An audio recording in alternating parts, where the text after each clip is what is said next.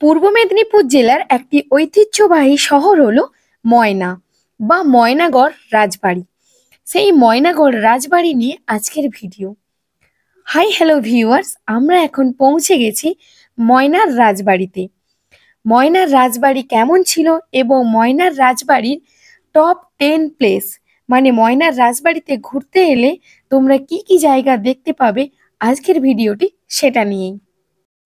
ময়নার রাজবাড়ি অর্থাৎ ময়নার রাজবাড়ি দুর্গের চৌহদ্দির মধ্যেই রয়েছে বৈষ্ণব, শৈব এবং শাক্য মন্দির, অর্থাৎ এটি হলো হিন্দু, মুসলিম এবং পীরদের একটি মিলনস্থল।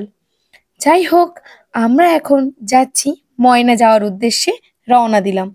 এই দেখো বলাই পণ্ডা যে মেছেদে বাসগুলো রয়েছে, সেই বাস ধরে আমরা ময়নার যে ব্রিজ রয়েছে সেই ব্রিজে নামবো এবং ব্রিজের ঢাল দিয়ে যে রাস্তাটা চলে গেছে সেই রাস্তা দিয়ে আমরা পৌঁছে যাব ময়না।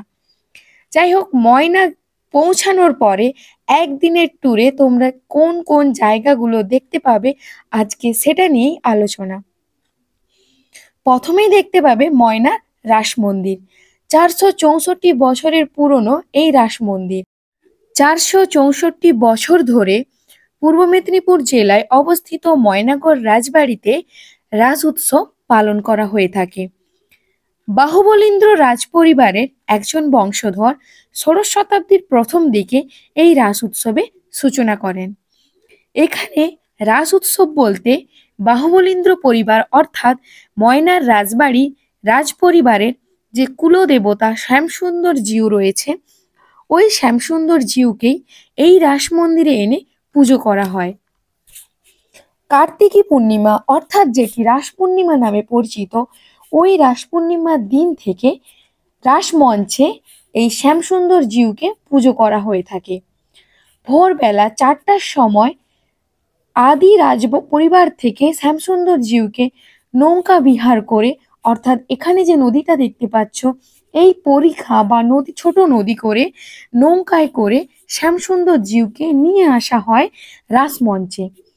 ওখানে বিকেল 3টা পর্যন্ত পুজো হয়।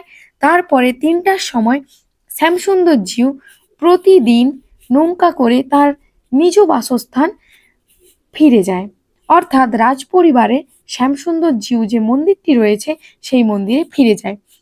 ঠিক এইভাবে রাস পূর্ণিমার দিন থেকে 6 দিন এভাবেই রাসমেলা হয়ে থাকে।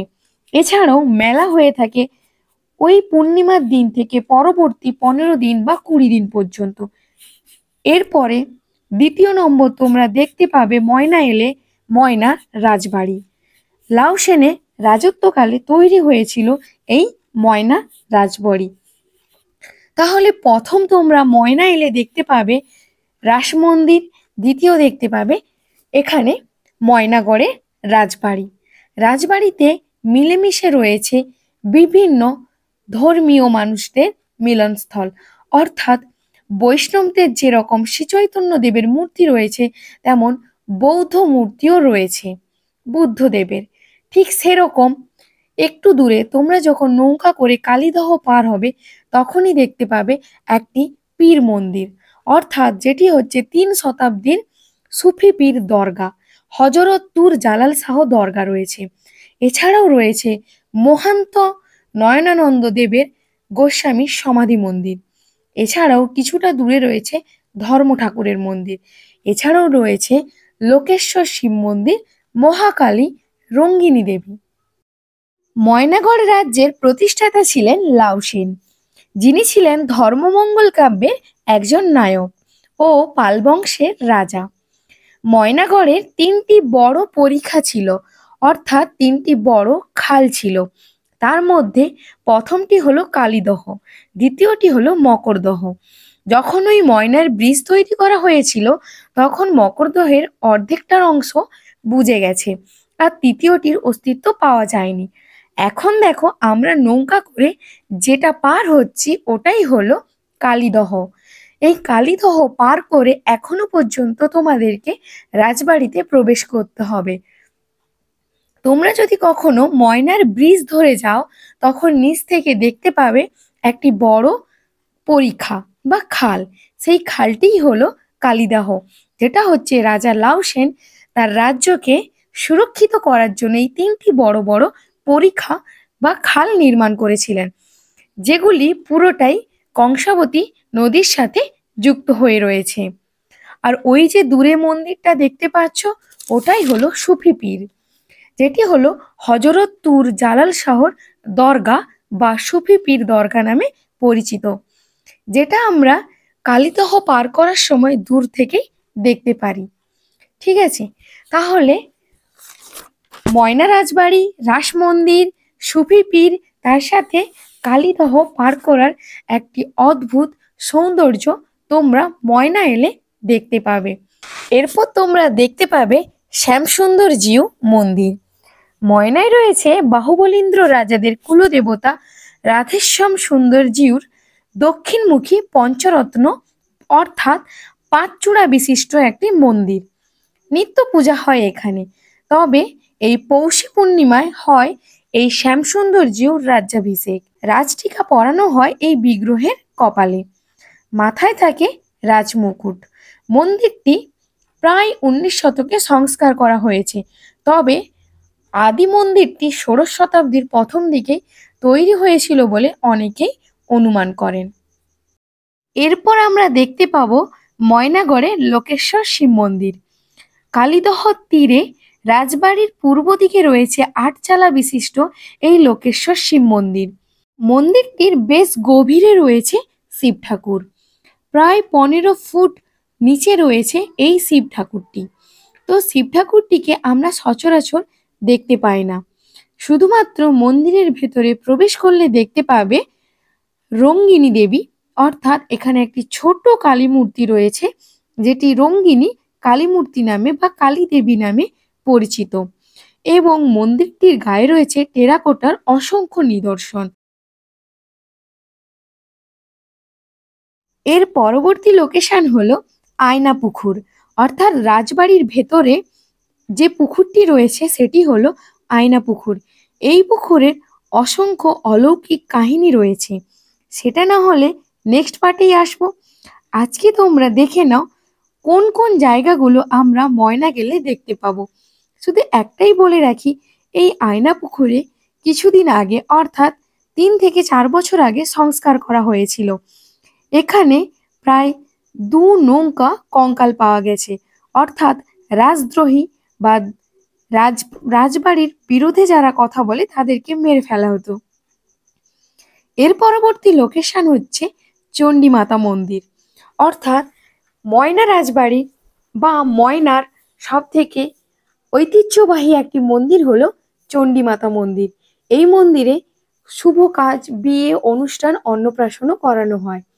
আর ওই মন্দিরের চারিপাশে রয়েছে একটি বড় পুকুর, যেটি সবাই নতুন পুকুর নামে পরিচিত। এখানে সবাই বিকেলবেলা ঘুরতে আসে এবং নিজেদের খুব ভালো সময় কাটায়। এর পরবর্তী লোকেশন হলো ময়নার বিবেকানন্দ মিশন, অর্থাৎ বিএড এবং ডিএড কলেজ। এখানে রয়েছে শান্ত নিরিবিলি পরিবেশ। তোমরা যদি এই জায়গাটা একবার ঘোরো তাহলে বুঝতে পারবে কতটা শান্ত এবং মনোরম সৌন্দর্য বিরাজ করছে এখানে। তো তোমরা দেখতে থাকো কলেজ এবং কলেজের চারপাশে বিবেকানন্দ মিশন। এই কলেজটির কতটা সুন্দর পরিবেশ তোমরা দেখতে থাকো, আর সাথে সাথেই চ্যানেলে একটি লাইক এবং কমেন্ট করে যেও।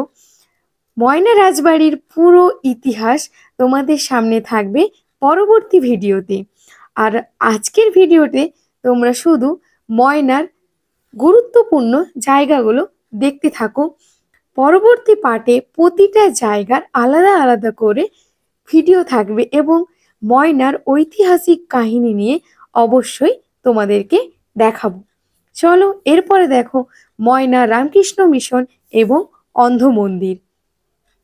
এটাই হলো রামকৃষ্ণ মিশন, যেখানে সামনেই দেখতে পাচ্ছ স্বামী বিবেকানন্দ, শ্রীরামকৃষ্ণ এবং সারদাময়ী, এবং তাদের সাথে রয়েছে মা কালী।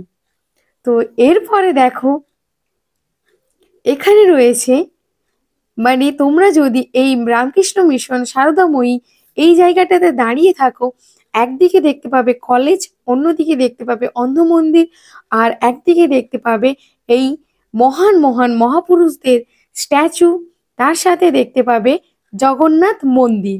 অর্থাৎ ময়নার আরেকটি ঐতিহ্যবাহী মন্দির হলো জগন্নাথ মন্দির। এই জগন্নাথ মন্দিরে রয়েছে জগন্নাথ, বলরাম এবং সুভদ্রা। এছাড়াও অন্নপূর্ণা মন্দিরও রয়েছে। তো এই সব কিছু মিলেই রয়েছে ময়না। তো পূর্ব মেদিনীপুর জেলার ময়না সত্যিই একটি ঐতিহ্যবাহী শহর। বাড়ির কাছাকাছি হলেও ময়নাতে যে এত ইতিহাস লুকিয়ে রয়েছে তা তোমরা ময়না এলেই একমাত্র দেখতে পাবে।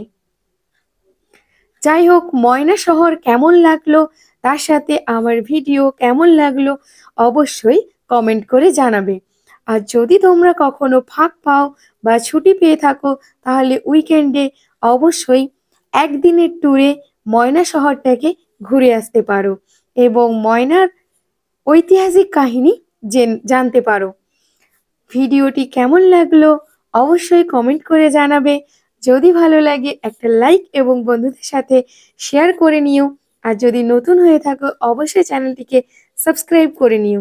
থ্যাংক ইউ সবাইকে মাই স্টাইল মাই চয়েসের পক্ষ থেকে। দেখা হচ্ছে পরবর্তী কোনো ভিডিওতে। ততক্ষণ সবাই ভালো থেকো, সুস্থ থেকো এবং ময়নার রাজবাড়ির প্রতিটি ভিডিও উপভোগ করতে থাকো।